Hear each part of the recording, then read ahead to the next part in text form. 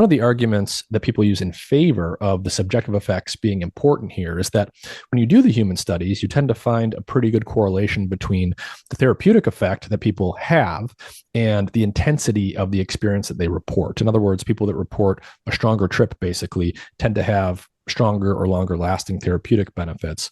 So this question is not resolved, but do you have a sense of how plausible you think it is that we can dissociate the subjective effects from the therapeutic effects?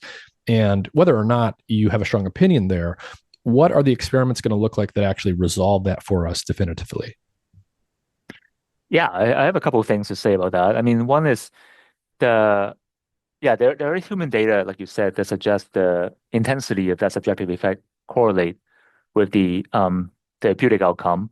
To me, that is a correlation, and there could be some other factor. For example, the intensity of subjective effect would necessarily be large if the dose is also larger. I mean, if the drug response in a person is larger, which then could correlate with the therapeutic outcome. So I think these two things correlate, but I think ultimately they also correlate with the dose of the drug.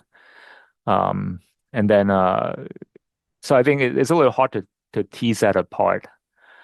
Um, and then the other thing I will say though is that even though there has been controversy in the past, right, in terms of whether the 2A receptor is needed or not.